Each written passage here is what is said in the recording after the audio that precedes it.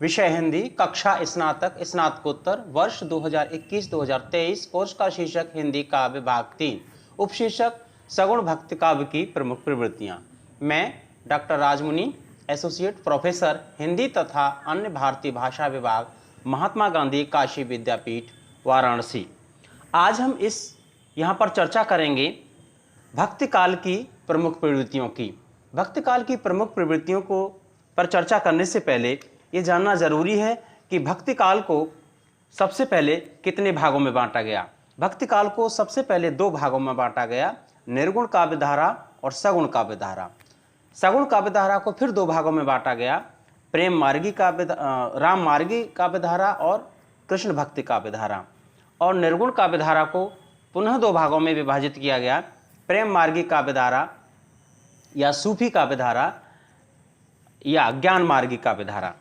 इसके बाद अब हम चर्चा करते हैं कि भक्ति काल के उदय और विकास के क्या कारण रहे। भक्ति काल का समय भारतीय समाज में बड़ा संक्रमण का समय रहा है। भक्ति काल में समाज में ऊंच नीच और छुआछूत, अंधविश्वास और धार्मिक पाखंड ने देश की जनता को जोंक की तरह चूस कर रख दिया था। इससे सभी लोग अपने अपने ढंग से अपने अपने आराध्य देवता की उपासना में लगे हुए थे। इस प्रकार भक्ति करने वालों के अलग अलग पंथ बन गए, जिन्होंने एक विशाल धार्मिक वातावरण का निर्माण किया, जो आज तक भी विभिन्न रूपों में विद्यमान है, जैसे सिद्ध, नाथ, जैन, बौद्ध से लेकर हिंदू, मुस्लिम, सिख आदि। जिन विदेशी आक्रमणकारियों ने भारतीय समाज की सामाजिक, सांस्कृतिक एवं धार्मिक भावना को प्रभावित किया, उनमें प्रमुख इस प्रकार हैं: मोहम्मद बिन तुगलक, फिरोज तुगलक, जूना शाह, खिज़्र शाह, इब्राहिम लोदी, अलाउद्दीन खिलजी, मोहम्मद गौरी, शेर शाह सूरी, महमूद गजनबी, बहादुर शाह जफर, फिरोज शाह तुगलक, हुमायूं, बाबर, अकबर, जहांगीर, औरंगजेब, शाहजहां इत्यादि। धर्म एवं भक्ति के सहारे जब समाज में लोगों को सभी प्रकार से शोषण होने लगा, तो अधिकांश साधु संत एवं साधकों ने बाहरी आडंबरों की अपेक्षा मन की शुद्धता को बढ़ावा दिया। समाज में प्रचार किया गया कि यदि भक्त के कर्म अच्छे हैं और मन पवित्र है, तो उसे किसी बाहरी दिखावे की कोई ज़रूरत नहीं है।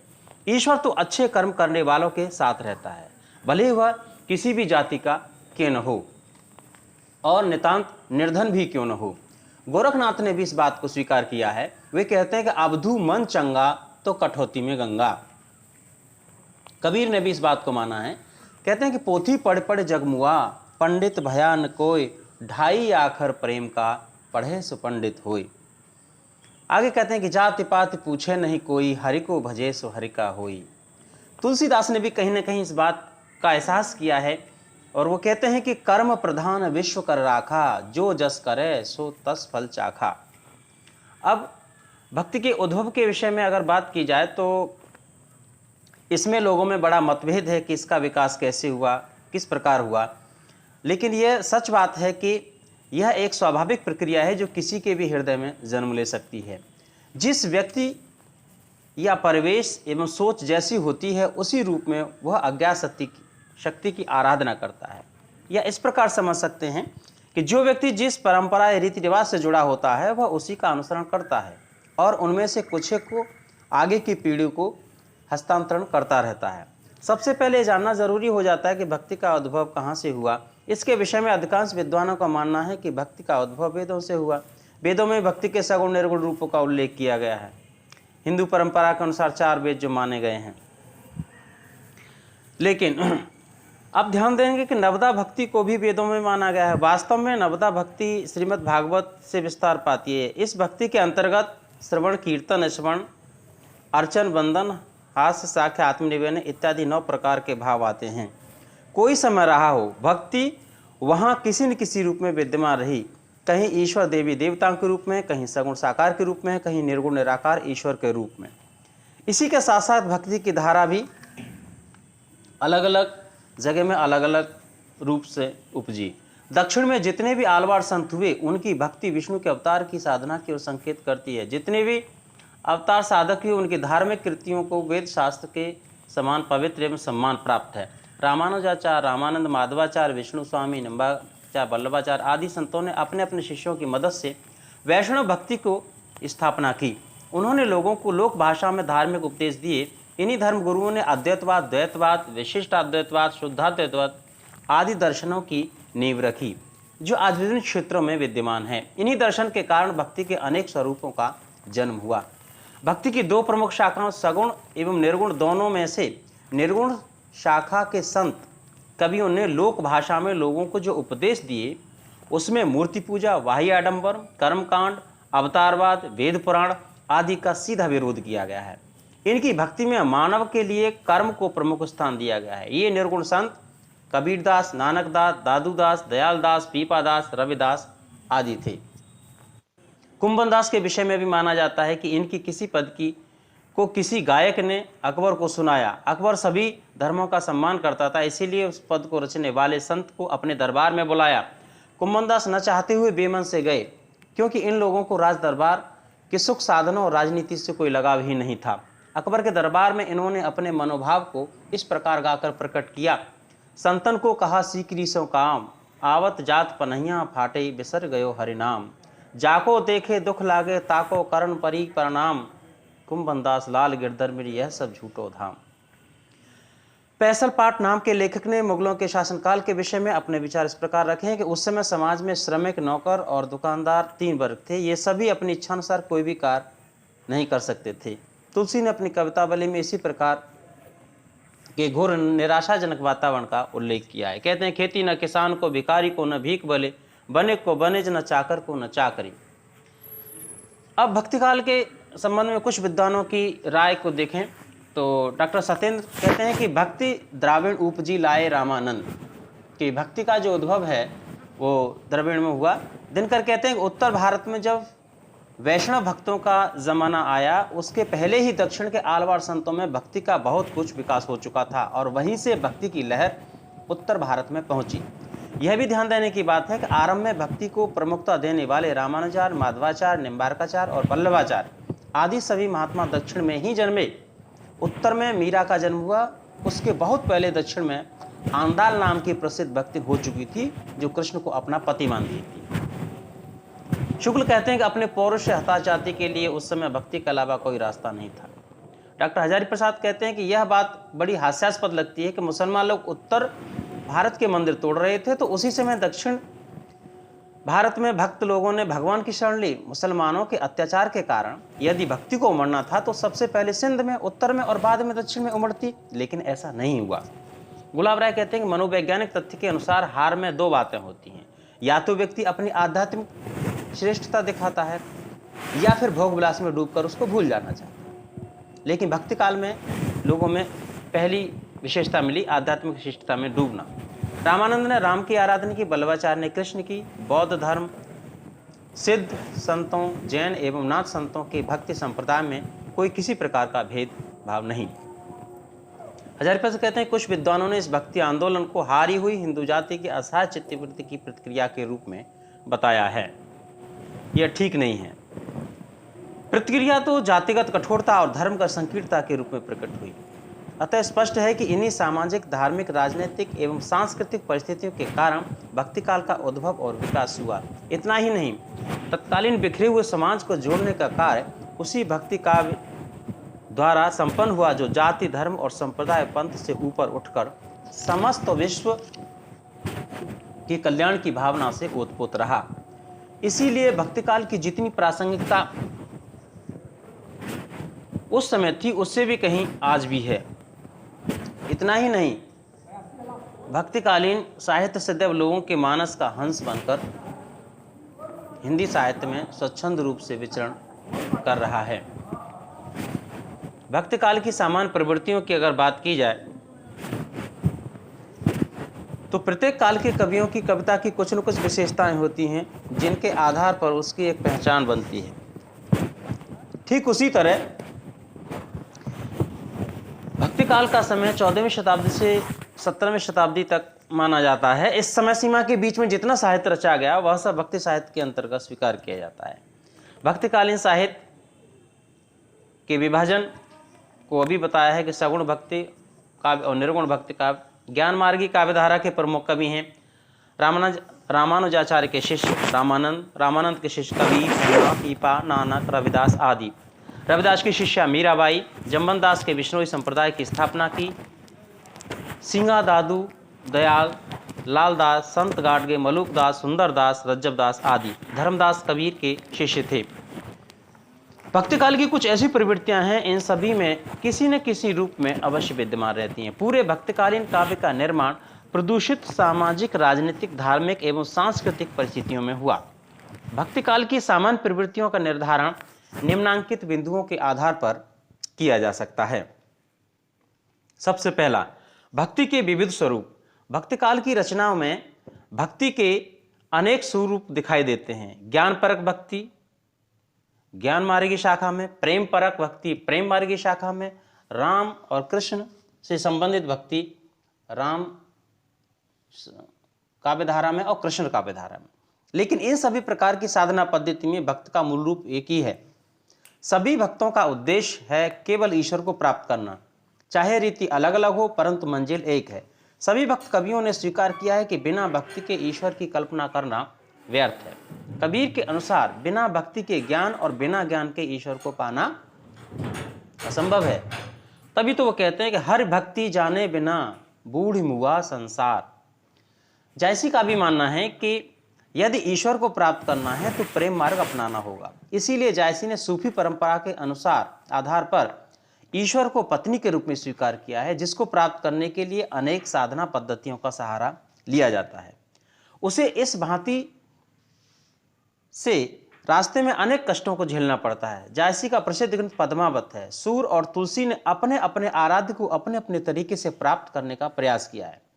सूर की भक्ति साख्य भाव की है, क्योंकि मित्रता के भाव में कोई छल कपट और द्वेष नहीं होता है। न कोई स्वामी होता है, न कोई मालिक होता है। तभी तो कहते हैं कि खेलत में को काको गुसैया, अति अधिकार जतावत याते, अधिक तुम्हारे हैं कछुगैया। तुलसी की भक्ति दास भाव की है। राम सो बड़ो है कौन, मोसो कौन छोटो, राम सो खरो है कौन, मोसो कौन खोटो।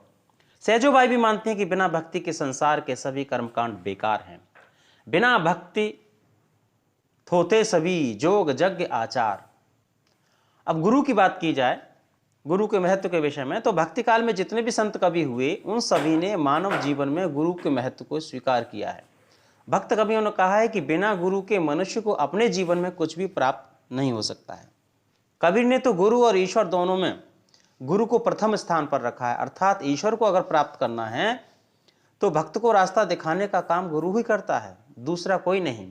गुरु ही साधक को ईश्वर का साक्षात्कार करा सकता है। अब प्रश्न है कि गुरु और ईश्वर में से सर्वप्रथम किसकी वंदना की जाए। इस पर कबीर कहते हैं कि गुरु को सर्वप्रथम नमन करना चाहिए। गुरु गोविंद दोऊ खड़े, काके लागू पाए, बलिहारी गुरु आपने गोविंद दियो बताए।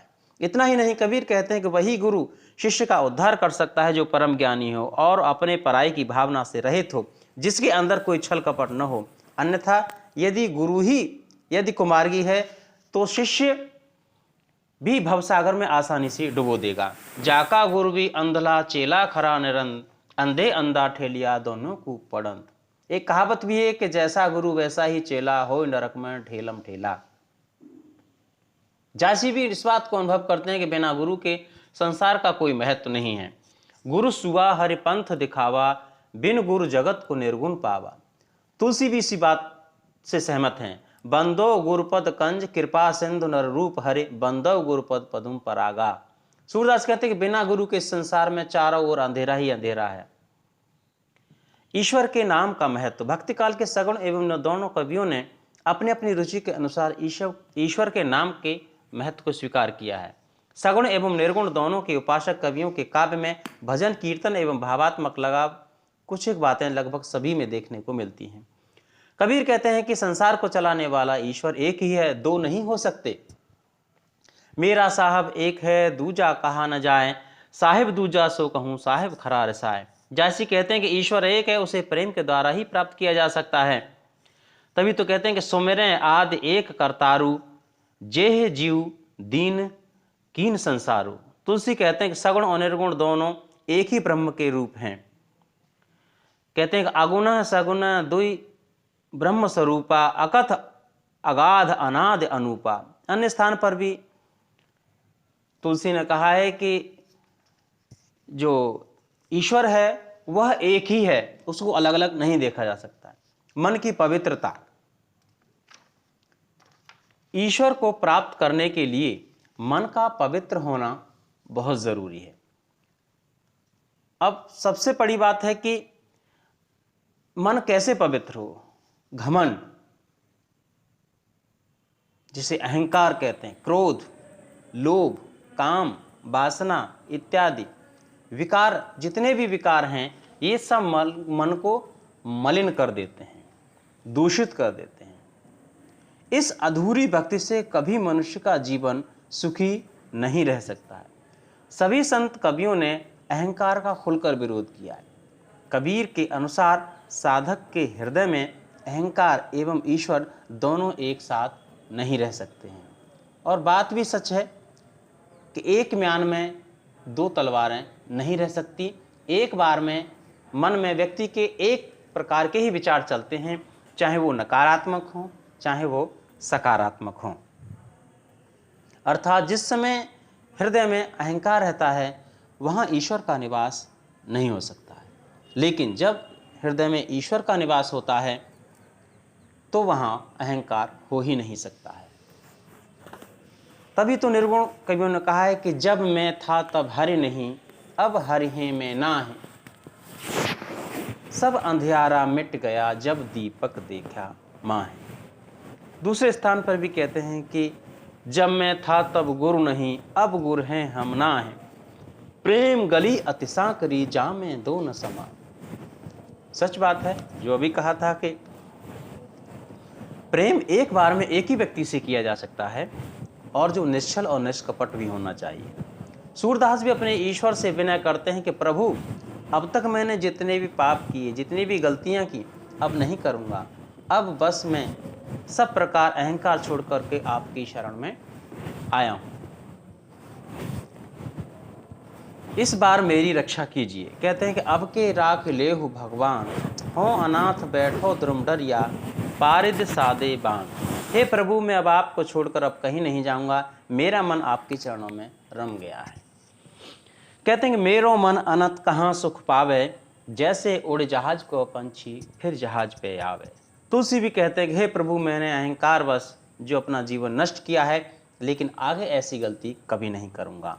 अब लो नसानी अब न नशे हों, राम कृपा भव निशा सिरानी, जाके फिर न डसे हों। अतः स्पष्ट है कि सगुण भक्ति, सगुण ईश्वर की हो या निर्गुण की, दोनों प्रकार की भक्ति के लिए साधक का मन सभी प्रकार के विकारों से रहित होना चाहिए। सांसारिक माया मोह का विरोध, सगुण भक्त कवियों ने और निर्गुण ने दोनों ने सांसारिक माया मोह का खुलकर विरोध किया है, क्योंकि मनुष्य सांसारिक माया मोह में फंसकर ईश्वर को प्राप्त नहीं कर सकता। अर्थात जब मनुष्य सांसारिक माया मोह में फंस जाता है तो उसके अंदर की जो सकारात्मक ऊर्जा है वो खत्म हो जाती है। अर्थात सभी भक्त कवियों ने ब्रह्म सत्यम जगत मिथ्या का समर्थन किया। सगुण, निर्गुण, सिद्ध, नाथ, जैन, सूफी सभी ने संसार को माया स्वरूप माना है। कबीर कहते हैं कि माया महा ठगिनी हम जानी, त्रिगुना फांस लिए जग डोले, बोले मधुरी बानी। कबीर कहते हैं माया के दो रूप होते हैं। माया है दुई भांति की, देखी ठोक बजाए, एक मिलावे राम से एक नरक ले जाए। इस माया रूपी संसार को त्याग कर ही साधक ईश्वर को प्राप्त कर सकता है। कबीर ने एक जगह, कबीर उसके पक्ष विपक्ष दोनों पर बात करते हैं। ठीक इसी तरह से नारी के विषय में भी कहते हैं कबीर कि जो नारी उत्तम है, मनुष्य के उत्तम मार्ग पर ले जाती है, वो प्रशंसनीय है, वंदनीय है, और जो कुमार्ग पर ले जाती है उसकी निंदा करनी चाहिए। इसी माया स्वरूप संसार को त्याग कर ईश्वर को प्राप्त कर सकता है। सूर भी कहते हैं कि अब मैं नाचूं बहुत गोपाल, काम क्रोध में पहर चोलना, कंठ विषय की माल। सूरदास की सवै अविद्या दूर करो नंदलाल। हे नंदलाल, तुम मेरी सभी प्रकार के अज्ञान को दूर करो। कथनी करनी में समानता, भक्त कवियों ने सदैव कथनी करनी के सामंजस्य पर बल दिया है। दूसरों को उपदेश देने से पहले अपने आचरण को शुद्ध करना चाहिए, अपनी कथनी करनी में तालमेल होना चाहिए। तभी तो कहते हैं कि माला, कबीर कहते हैं कि माला तो कर में फिरे, जीव फिरे मुख माहे, मनवा तो 10 दिस फिरे, ये तो सुमिरे ना है। अर्थात मुंह में राम बगल में छुरी जैसा भाव नहीं होना चाहिए। मनुष्य को बाहर भीतर एक जैसा भाव रखना चाहिए। कर्म की प्रधानता। संत कवियों ने संसार में कर्म के श्रेष्ठ माना है। जो व्यक्ति जिस प्रकार का कर्म करता है उसी प्रकार का फल भी प्राप्त करता है। कर्म के द्वारा ही संसार में ऊंच नीच होता है। गौतम बुद्ध ने भी बौद्ध धर्म में यही उपदेश दिया है कि व्यक्ति जन्म से छोटा बड़ा नहीं होता, बल्कि कर्मों से छोटा बड़ा होता है। जन्म से सभी शूद्र होते हैं, लेकिन कर्म के आधार पर ही वह उत्तम और निम्न मनुष्य कहलाते हैं। गौतम बुद्ध ने कहा है कि कोई भी व्यक्ति जन्म लेता है तो वास्तव में सच बात है कि वह शूद्र ही होता है, और जैसे जैसे वह कर्म करता है उसी तरह से उसकी पहचान उसके कर्मों के आधार पर होती है।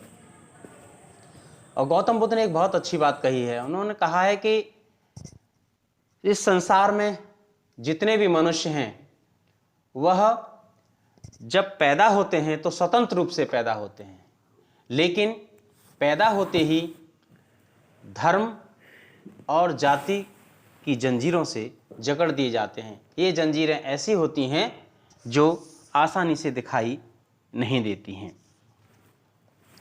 कबीर कहते हैं कि जब ईश्वर को बाहर ढूंढना नहीं चाहिए, वो तो मनुष्य के अंदर में होता है। कहते हैं कि मोह को कहाँ ढूंढता बंदे, मैं तो तेरे पास में, कहे कबीर सुनो भाई सोदो साधो सम शासन की सांस में। कहते हैं कि जो ईश्वर है, जो परमात्मा है, वो तो हर व्यक्ति की सांस में बसता है। उसको बाहरी उपकरणों में ढूंढने से कोई लाभ नहीं है। इससे तो व्यक्ति भटकेगा ही, क्योंकि व्यक्ति बाहरी आडंबरों में जब फंस जाता है तो वो अपने मार्ग से भटक जाता है। और इसीलिए कबीर ने किसी को भी नहीं छोड़ा है, चाहे हिंदू हो चाहे मुसलमान हो, सबको फटकार लगाइए। कहते हैं कि हिंदुओं से पत्थर पूजे हर मिले तो मैं पूजू पहाड़, याते तो चाकी बली पीस खाए संसार। मुसलमानों से कहते हैं कि दिन में रोजा रखत है, रात हनत है गाय।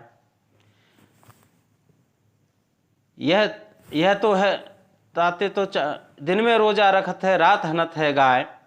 और कहते हैं काकर पाथर जोर के मस्जिद लई बनाए, ताचड़ मुल्ला बांग दे का भैरो भयो खुदा।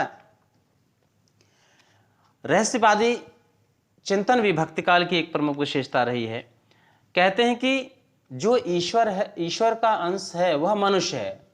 जब दूर रहता है तो बर्फ और पानी की तरह है, और उसी तरह से जैसे कहते हैं कि कबीर कहते हैं कि जल में कुंभ, कुंभ में जल है, बाहर भीतर पानी, फूटा कुंभ जल जल ही समाना, यह माया अनजानी। और कहते हैं कि जो जीवात्मा अभी यहीं थी वो कहाँ गई? अभी तो कह रही थी यहाँ कहाँ करही विश्रामा, सो कत गया जो कहता रामा। और समाज सुधार की भावना निर्गुण संतों की सबसे बड़ी विशेषता रही है। उन्होंने समाज सुधार पर बहुत विशेष बल दिया है। इसीलिए तो वो बार बार इस बात पर जोर देते हैं कि तू कहता है कागज लेकी, मैं कहता हूं आंखें देखी। शास्त्रवाद का खंडन, वेद पुराण, इन सब का खंडन किया है। और सूफी कवियों की अगर बात की जाए तो सूफी कवि की जो साधना पद्धति है, सूफी कवियों के काव्य में जो भारतीय प्रेम की पद्धति है उसका दूसरा रूप है। जीवात्मा को पत्नी, परमात्मा को पति के रूप में स्वीकार किया है, जबकि सूफी कवियों ने जीवात्मा को पति माना है और परमात्मा को पत्नी के रूप में माना। इतना ही नहीं, संत कवियों के काव्य में जहाँ श्रृंगार के संयोग और वियोग दोनों पक्ष हैं, वहाँ सूफी के काव्य में प्रेम के संयोग पक्ष का वियोग पक्ष को सबसे ज्यादा महत्व दिया गया है। अब अगर भाषा की बात की जाए तो पूरे भक्ति काल की जो भाषा है उसमें अनेक भाषाओं के शब्द देखने को मिलते हैं। सूर की भाषा ब्रज भाषा भी है, तुलसी की भाषा मुख्य रूप से अवधी है, लेकिन ब्रज में भी रचना की है। कबीर की भाषा की अगर बात की जाए तो कबीर की भाषा में सदुक्कड़ी, उर्दू, पंजाबी, हरियाणवी, ब्रज, खड़ी बोली आदि लगभग सभी भाषाओं के शब्द देखने को मिलते हैं। तो कहना न होगा कि भक्तिकाल की जो भाषा है अपने आप में, और विशेष रूप से संत कवियों की जो भाषा है बहुत संपन्न भाषा है। और सबसे बड़ी बात यह रही है संत कवियों की कि उनकी भाषा कभी भी उनके आगे नहीं चली। कबीर के बारे में स्वयं ही लोगों ने कहा है कि कबीर की भाषा उनकी चेरी है, उनकी दासी है।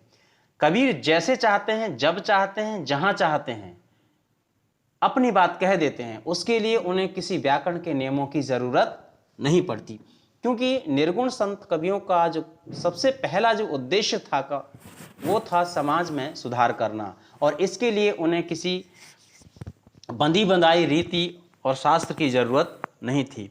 इसलिए भाषा की दृष्टि से भी भक्ति काल अपने आप में बहुत संपन्न काल रहा है।